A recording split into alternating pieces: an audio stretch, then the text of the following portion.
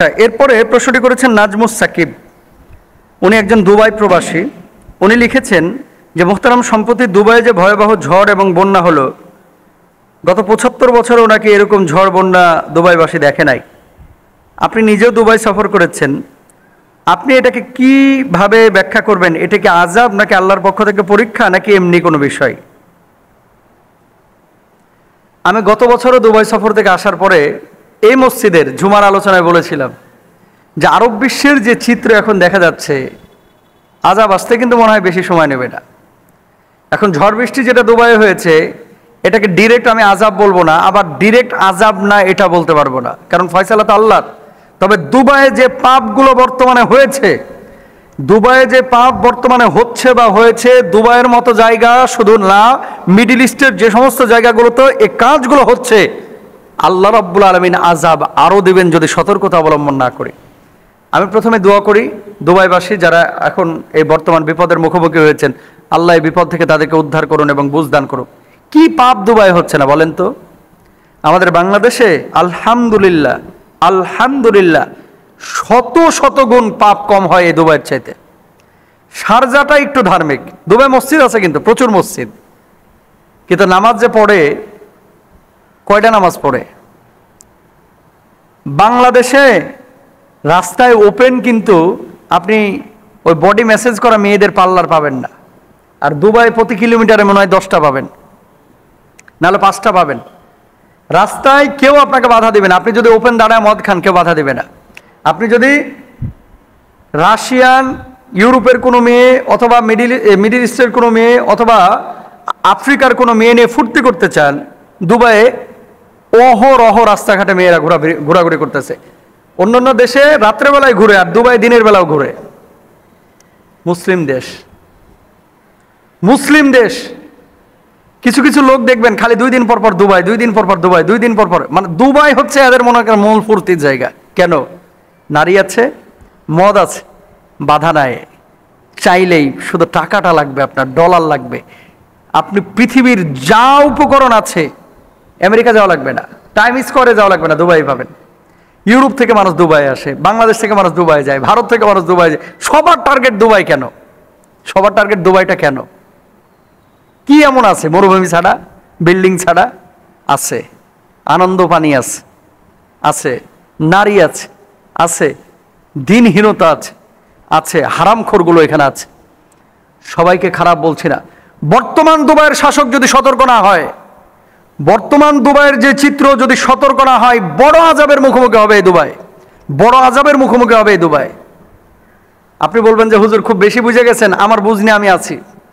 আমি তো 1বার 2বার না, আমার এখনো মানে ভিসা লাগানো হচ্ছে। শারজার কথা ঠিক আছে, শারজার যিনি গভর্নর উনি ধার্মিক, কিন্তু দুবাইয়ের যিনি, আপনি দুবাই যান, রাস্তায় দাঁড়ায় যদি কোরআন হাদিসের কোনো কিতাব পড়েন, আপনি 4-5 জন নিয়ে, ধরেন একটা মাঠের মধ্যে বসেছেন, গোয়েন্দা এসে আপনারা ধরবে। এখানে কেন কোরআন হাদিস নিয়ে আলোচনা হবে? পুরো ইসরায়েলের মামাতো ভাই এটা। ইসরায়েলকে যারা সমর্থন দিচ্ছে মিডিল ইস্টে, দুবাই কিন্তু সবার আগে, দুবাই সবার আগে। খালি আলখেল্লা পরে মাথায় রুমালটা দেখে ভাব, আরে বাবা রে বাবা, মনে হয় আব্দুল কাদের জিলানী রহিমাহুল্লাহর আত্মীয় স্বজন জান্নাত থেকে পালায় আসছে, এরকম ভাবসাব। রাত্রেবেলায় আনন্দ পানি ছাড়া আর ঘুমিয়ে আসে না, ঘুমিয়ে আসে না। গজব কেন আসবে না? আমার আল্লাহ তাআলা কি বলছেন? যহরাল ফাসাদু ফিল বাররি ওয়াল বাহর বিমা কাসাবাত আইদিন নাস। দেখেন, আমি রাষ্ট্র দুবাইকে কিন্তু খারাপ বলতেছি না, আমি আমাদের মানুষের কৃত কাজ কর্মগুলোকে খারাপ বলতেছি। শাইখের সাথে এক হোটেলে আমরা বসেছিলাম, একজন আরবি মানে বাঙালি, দুবার বড় বড় জায়গায় কিন্তু বাঙালি ইমামরা আছে। আপনি জানেন জুমার খুতবা সরকার লিখে দেয়, যা বলবে ওটাই বলতে হবে, নিজের থেকে বানায় একটা শব্দ উচ্চারণ করতে পারবেন না। কোথায় পাইছেন মেয়ে এগুলা? বোঝেন নাই কথা। একমাত্র দেশ এই দুবাই যেখানে জুমার খুতবায় ইসরায়েলের বিপক্ষে কোনো আলোচনা করা নিষেধ। জানেন আপনারা এগুলা? ইসরায়েলের বিপক্ষে খুতবায় কোনো কথা দুবাই বলা যায় না। কেন? ইসরায়েলের সাথে তাদের বন্ধুত্ব। তেল আবিবে ফ্লাইট চালু করেছে এই দুবাই। দেশ দুবাইকে দোষ দিচ্ছে না। আমি বলতে চাচ্ছি আমাদের টার্গেট কি ছিল, আমরা কোথায় যাচ্ছি, কেন আমরা এমনটা করতেছি? আজকে বন্যা হয়েছে, ঝড় হয়েছে, একটাবার চিন্তা করেন তো, আল্লাহ যদি বড় ভূমিকম্প দিয়ে 75 বছরেও মানুষের, দুবাই তো ড্রেনেজ ব্যবস্থা নাই, এটা আপনারা হয়তো অনেকে জানেন। কেন? এখানে বৃষ্টি হয় না। আরব বিশ্বের মানুষের বৃষ্টি যদি একটু দেখেছে তাহলে এরা নাচানাচি শুরু করে ঘরের মধ্যে। কেন?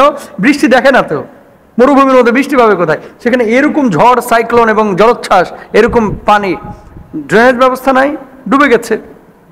একটাবার কল্পনা করেন, যে আল্লাহ মরুভূমির মধ্যে এত বৃষ্টি দিতে পারে, সে আল্লাহ বড় সড়ো ভূমিকম্প দিলে বুর্জ খলিফার অবস্থাটা কি হবে কল্পনা করতে পারেন?